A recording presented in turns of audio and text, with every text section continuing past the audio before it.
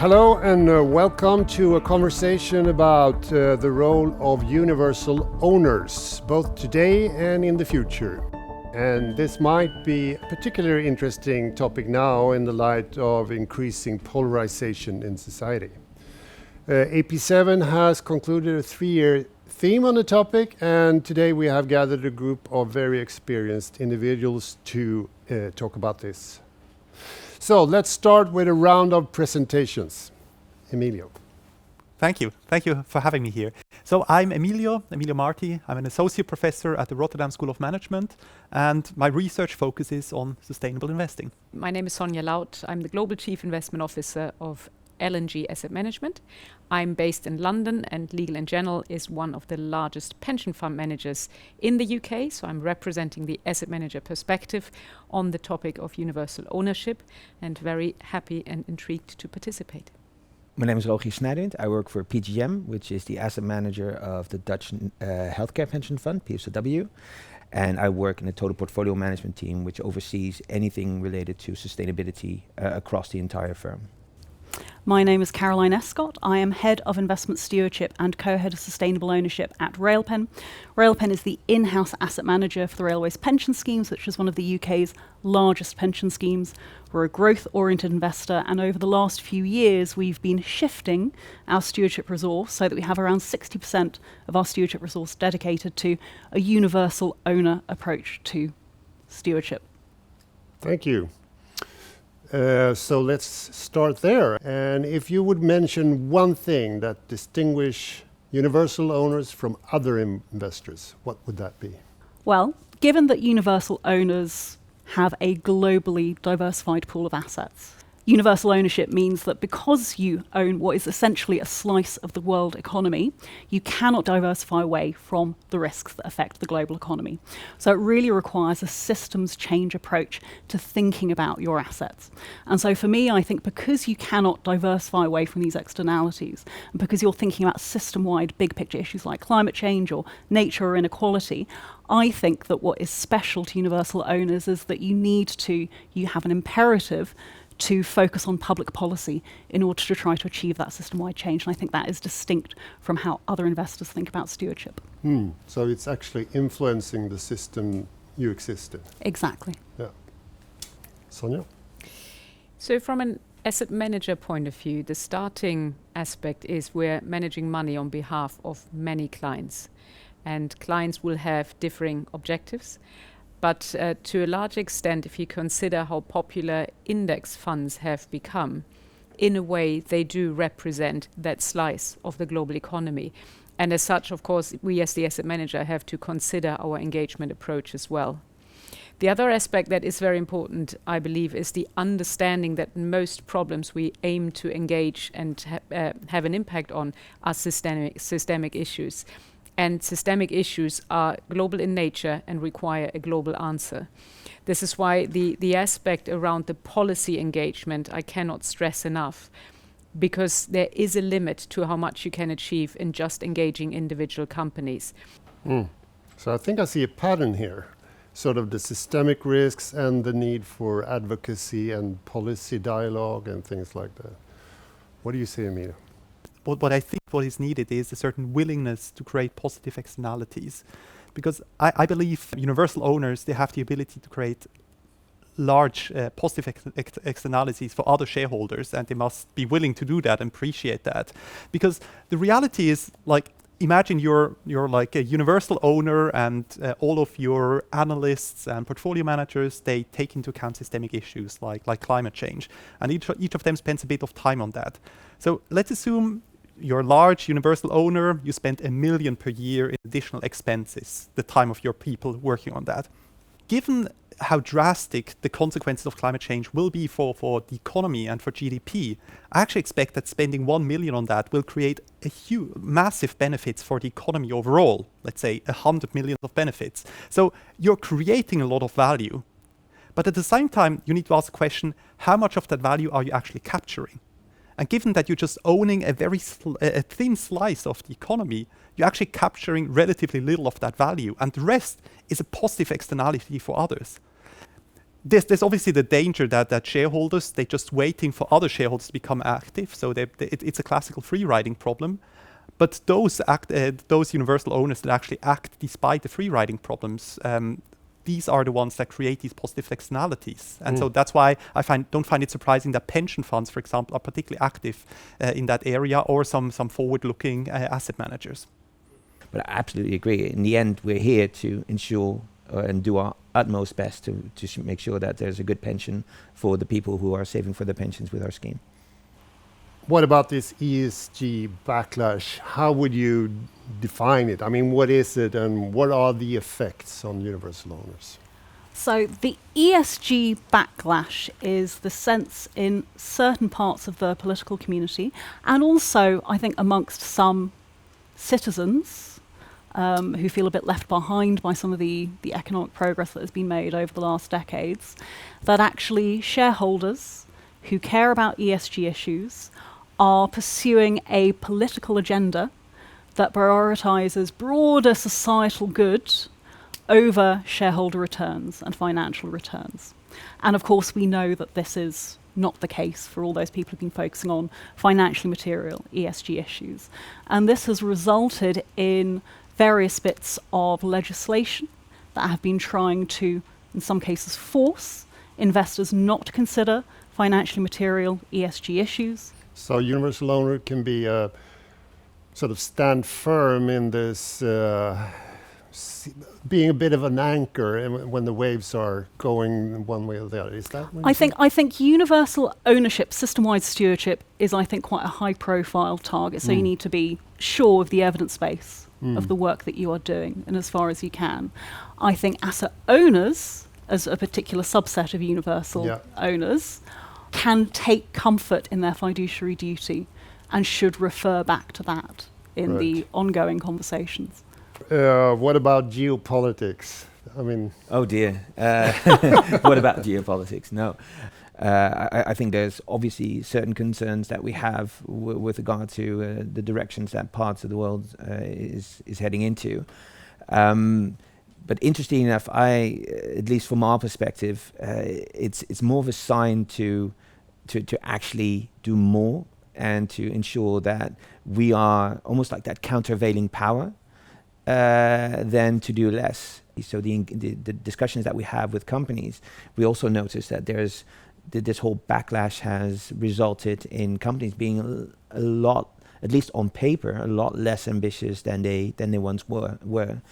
And interesting enough, if you have these type of conversations, we do notice that it's not necessary that the ambition has gone all of a sudden, but it's mostly the realization that they can be less vocal about this and they have to be more mindful of indeed some criticism that comes from outside.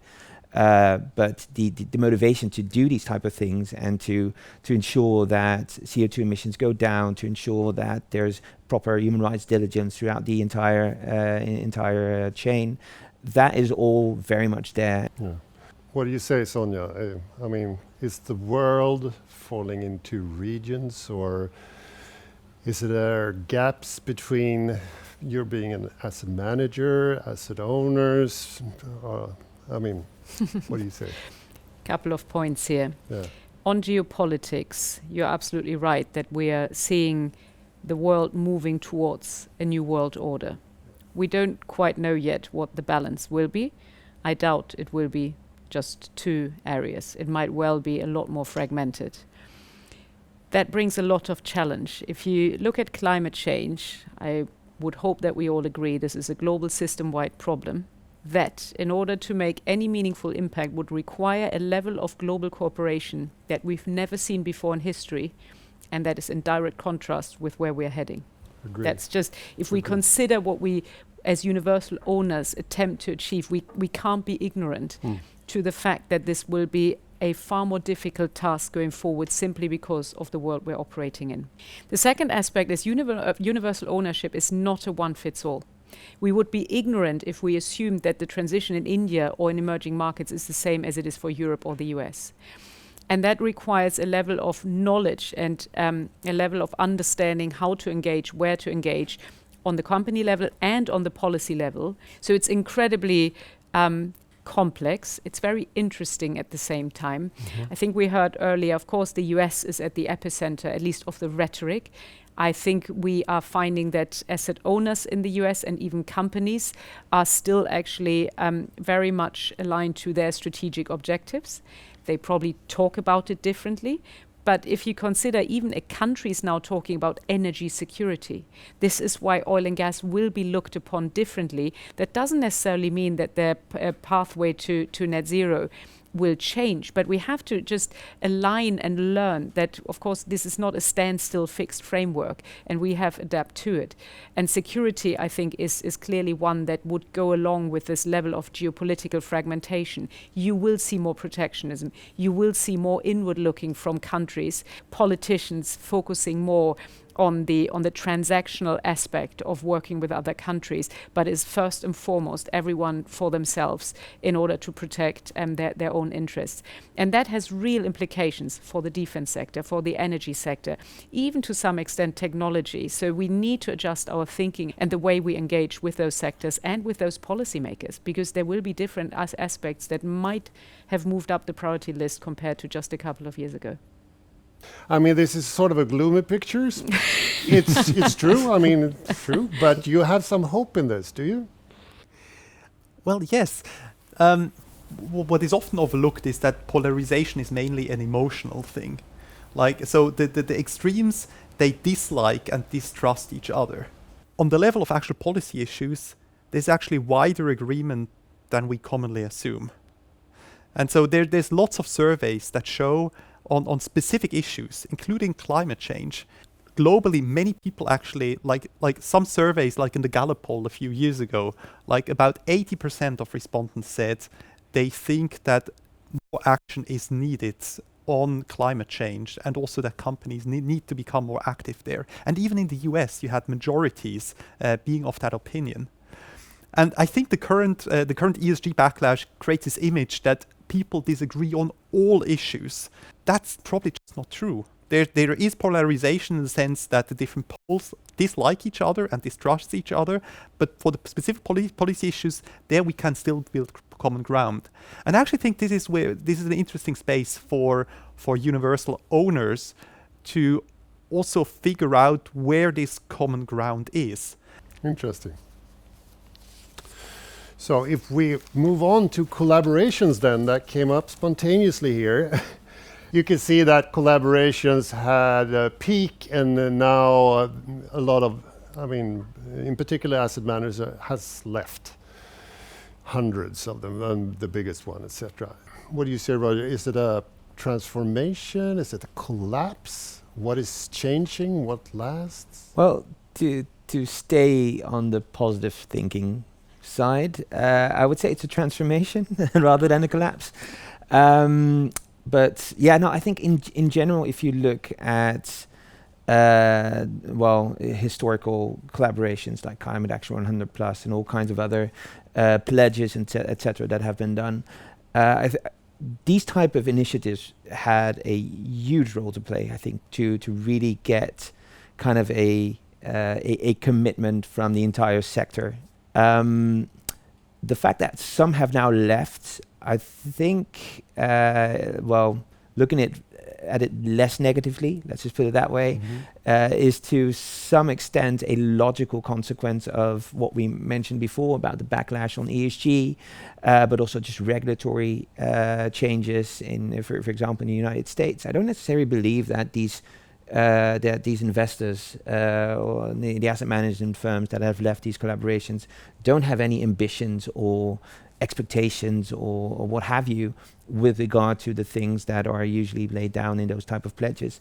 So I'm pretty positive that they do still feel and care about climate change and other topics. But I think it's mostly just almost a consequence of what was kind of pushed onto them, namely the regulatory restrictions on these type of collaborations. And yeah, I can imagine that in these cases, some asset owners or some asset managers have left. At the same time, I also think that some investors were kind of while now showing that they weren't not necessarily that ambitious to begin with. I'm also quite certain that some investors just saw this as a good opportunity to leave whilst not being too much criticized over their departure. Right. Can I Please. come in on this? So Yeah. I think I would use a different word. I would use evolution rather than transformation.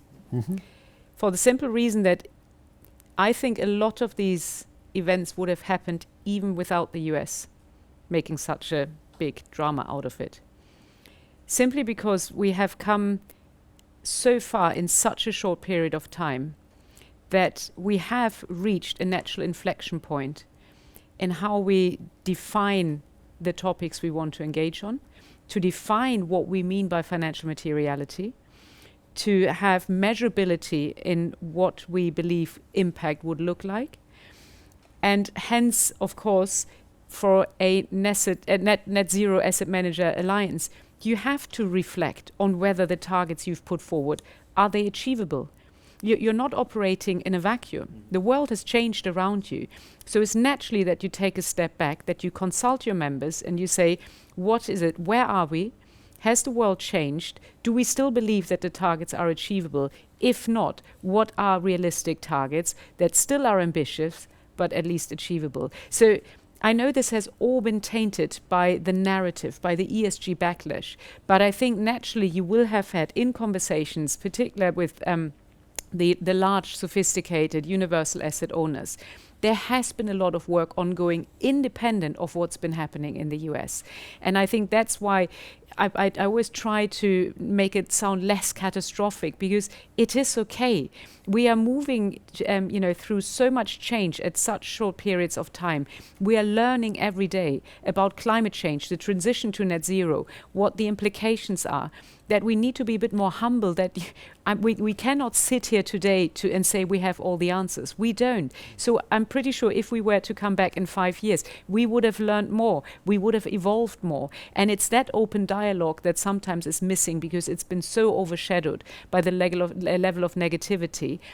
I think I'd rather have an investor that is very diligent and very has a huge ambition with regard to a topic like climate change, but not sign on to a certain pledge, as opposed to indeed the other way around, which has happened as well. I don't think that indeed this departure of some of the larger asset managers necessarily means that now all is left to the ones that remain. Yeah. So the world is more challenging and complicated and complex, you might say. And I know you have written about collaborations as one strategy to deal with complexity. Would you say that this is a type of situation where collaborations are relevant, or? Collaboration is definitely a strategy to deal with an increasingly complex environment. And I think that fits also here. I think collaborations will continue to be super relevant, but the nature of the collaboration will change. Because what we basically had over the last 10 years was what some have called a big tent approach. It was basically just like bring everybody in, and there were also many opportunistic actors that were brought into sustainable investing. Like actually there's a lot of evidence that particularly the US asset managers who were lagging behind European asset managers anyway, they were super opportunistic about going into sustainable investing. And the evidence we have about greenwashing in academic research is mostly about US asset managers. I don't find it at all surprising that these would then withdraw from these collaborations. The cost-benefit calculus for them has changed and they're leaving these collaborations. But for those actors who really believe that these issues must be addressed, they will continue to collaborate.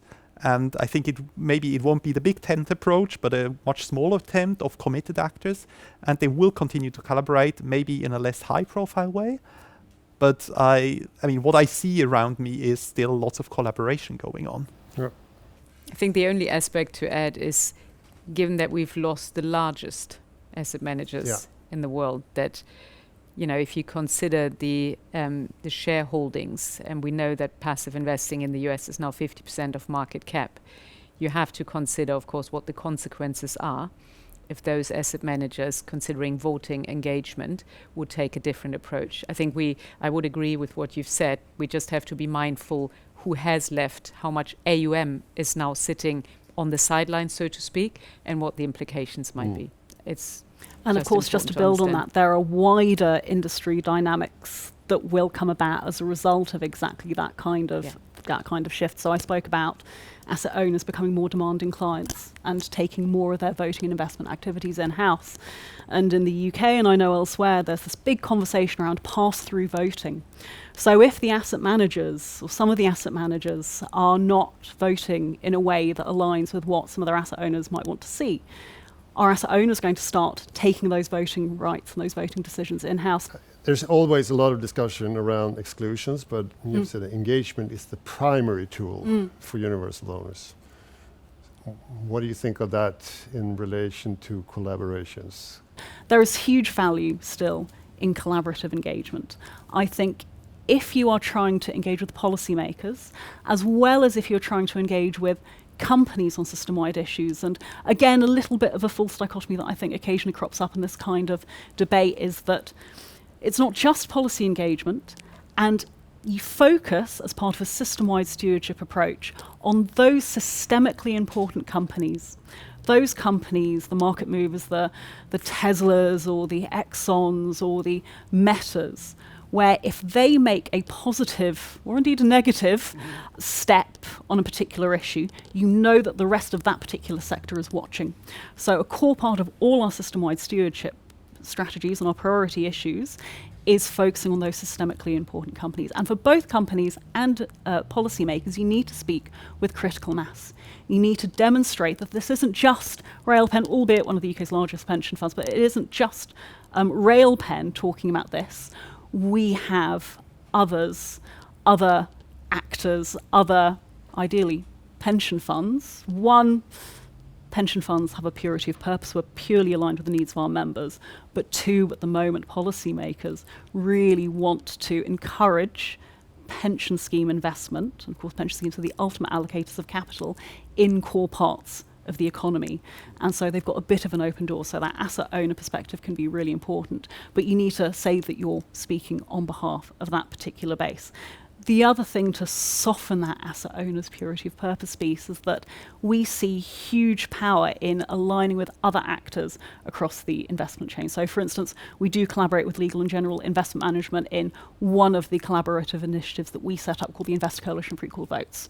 Hardcore shareholder rights, long-standing issue, really, really material. There's lots of evidence on it. And actually, if you can bring the asset owners together with the asset managers who have large stewardship teams, who might have better access to some of the systemically important companies than you yourself might have, that's very important. And the other thing that we're increasingly doing is collaborating with portfolio companies as well where we can. This is particularly the case on workforce issues in the UK, where if you can tell policymakers there's one end of the investment chain that's calling for something in exactly the same way as the other end of the investment chain is calling for something, they really love that. That, I think, is a very powerful tactic, tool for leverage that I think we're going to be trying to use more often as well. So the third theme for today is climate measures. Is a little bit more practical, concrete, sort of. And but I'm going to start in academia this time. You have written about something called field building, which is a third. I mean, we talked about screening and engagement, but what is field building? Field building is a term that we wanted to popularize to capture something that is happening in the industry, but is not really that acknowledged. Because usually, often it's said that shareholders, they can either do portfolio screening or shareholder engagement. But what we see is that many shareholders actually try to influence the assumptions, norms, and rules within the fields in which companies operate. And we believe that is, I wouldn't say that is a type of shareholder engagement. It's really something different, because you're not directly trying to influence a company, but you're trying to influence the assumptions, norms, and rules around the company. And coming back to the discussion about the divestment campaign, I actually think a divestment campaign would be a key example of field building, because with a divestment campaign, and I'm not talking about quiet divestment, you're basically tilting your portfolio and nobody knows about that. I'm talking about the loud campaigns. You're the Harvard University divesting and being very vocal and very loud about this. And so the idea there is you're not divesting to directly influence one company, but you're divesting to raise attention and to stigmatize the whole fossil fuel company. And thereby, in the long term, you could actually influence other shareholders that then influences indirectly the cost of capital. But it's a very indirect way and it's a very long-term way. And ultimately, just to finish that thought, I don't think we need to think about what is the best way universal owners can influence companies, but we need to acknowledge there are different types of universal owners that have different resources. And given the different resources, they will use different strategies. And I think field building will be optimal for certain types of universal owners, but not for others. Just come back to it. It's an area that I think will increasingly move into center. How do you measure the impact?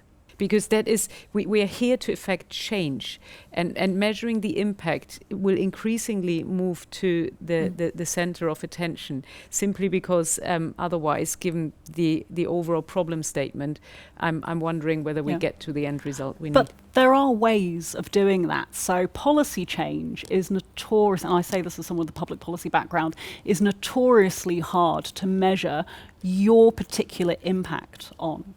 But with every stewardship plan that we set out, we have shorter term KPIs. There are things that you can do to measure whether or not you had an impact.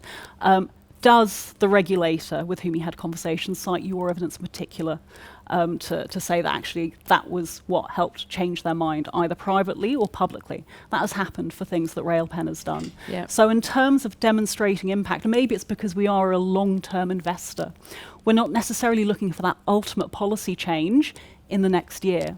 But we have to hold ourselves accountable. We have to be able to demonstrate that the resources that we're dedicating to something make sense. And so as a result, we measure through sort of various action plans and so on. We have concrete 1, 2, 3, 5, sometimes 10-year objectives to help us understand whether or not what we're doing is impactful. Because it's not impactful, and I totally agree, this is absolutely where the conversation is going to go, as it should, then we can't justify the resource. And I think we need to differentiate the policy and the corporate engagement, because I think there's two different. These are two different things and should be looked at differently. But KPIs, absolutely, you need for both. Yeah, for us, quite honestly, at times we've definitely been vocal, but also at the same time not on the level that some others might be. And I do understand what you're saying with smaller investors, what you see typically in the United States as well, that many investors, they start with a shareholder proposal and then after that start engaging with the company. It's kind of like the shoot first, talk second type of approach, which is very understandable and is, I think, a necessity in many of those cases. But I do feel quite strongly in the strength of like the diplomacy that most of us try to convey as well, and having more of a discussion. They were actually listening to what you were saying, and in some cases they actually had good reasoning why things weren't going as you would like them to, because they were working towards a solution. And in some cases you still hear no. I have to be honest about that as well. But what has been the interesting change, at least from my perspective, and I do a lot of engagement with, for example, healthcare companies, is that it's not necessarily us telling them what to do. It has more evolved in kind of this collaboration of achieving something that both of us on both sides of the table actually want to move towards.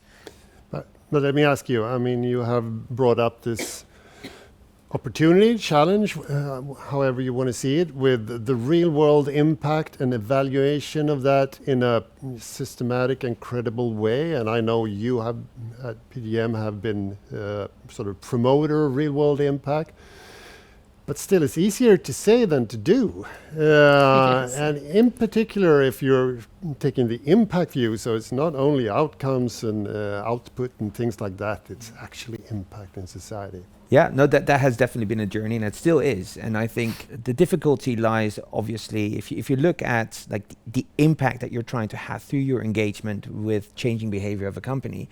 If you look at climate, for example, the impact of one company it can be undone by the negative impact of another. So there definitely lies the challenge. We can still try to bring companies to bring down their CO2 emissions, and I think to some extent we successfully do. However, on a global scale, what is the impact of that? I think maybe to echo some of the other statements that have been made today. I think the impact, you can have all kinds of discussions about what the impact of exclusions might be, especially on listed equity, which I won't repeat. But in the end, there aren't always ways to try to measure, or at least work towards measuring the impact that we're having. For example, like I mentioned, I do a lot of my engagement with healthcare companies. We're now collaborating not only with healthcare companies but also with the Gates Foundation. We had a very huge collaboration over the past 1.5 years, where we were working towards impact and access metrics across the entire industry. And I thought that was a great example where both investors, but also the companies themselves, as well as even regulatory bodies, were all coming together and trying to think where the industry should be heading with regard to showing that real-world impact that they now claim to achieve, but then also can provide evidence that they do end up achieving. I actually think that we have sufficient data by now to have a good understanding what sector transition pathways look like, and then of course we are able to break it down to individual companies. And what we find as well is that there's a financial benefit for a company to transition. The biggest conflict we have is the short term versus the long term, because it will normally not pay off in the short term, but it will pay off in the long term. And that is, I think, where our our objective is to make sure that we're working with the company to outline what this is. And now you can imagine if there's an activist investor on the board, you're immediately clashing on the short versus the long term. Because in most cases, if you break up a company, you sell assets, you will crystallize the value immediately, but you will have a more negative impact longer term. That educational piece is, I think, still one of the biggest issues, because we have, I think, the data, and of course decarbonization would have that externality that we're all looking for. It's translating it into the financial benefit for the company, and hence you have a mutual benefit for all stakeholders and society. But it is, of course, not always in the best interest, not in the interest of everyone, because for some, and there's enough activist hedge funds out there, their target and objective is to crystallize value here and now. And we have seen that a lot in the last couple of years, right? Yeah. We have, and as such, I think that time horizon mismatch is clearly still a big issue. You're talking about the relevance. Yes, I mean, we know, if you look at the carbon intensity or the contribution to global greenhouse gas emissions, we know it's China, India, and sub-Sahara Africa that will decide the fate of climate change. Does it mean we should stop? No, of course not. But it's more, I think this is where I started earlier, we have to be realistic, and we want to have examples, positive examples that we can then take and translate into other countries in order how we can help them.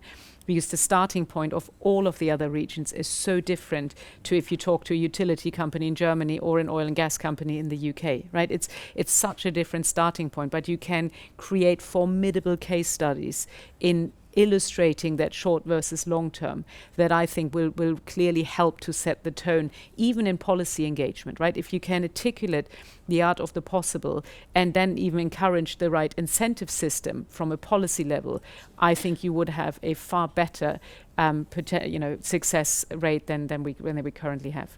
We're going to try to wrap things up. I would just like to hear a brief comment from each of you about the future of universal owners. And I think, not in many decades ahead, but maybe 5 years or something. And this is, of course, speculation, but if we think it's an evolution, so what are the steps of the evolution that you see? If you would like to start. Very high on the priority list would be for asset owners to better capture the sustainability preferences of their beneficiaries and thereby create legitimacy for universal ownership. It's collaboration, it's the mutual understanding of the investment ecosystem and the common interest and the common denominator in addressing systemic risks. We are more effective together, we are more powerful together. We have to accept the limitations, of course, of the competition law, but that's, I think, a given. But it is that understanding and the positive impact that we can have collectively, including companies. The investment ecosystem is asset owners, asset managers, and companies. And if we are coming together as the value chain of investing, then we can, I think, achieve probably the best outcome that is yet to come. Yeah, I completely agree with that. I think collaboration is key. So I think universal ownership and system-wide stewardship is undergoing a useful maturing, and I think we will continue to see that happen, exacerbated by the political backlash. But I think I agree with what was said earlier, that this was going to happen anyway as time goes on.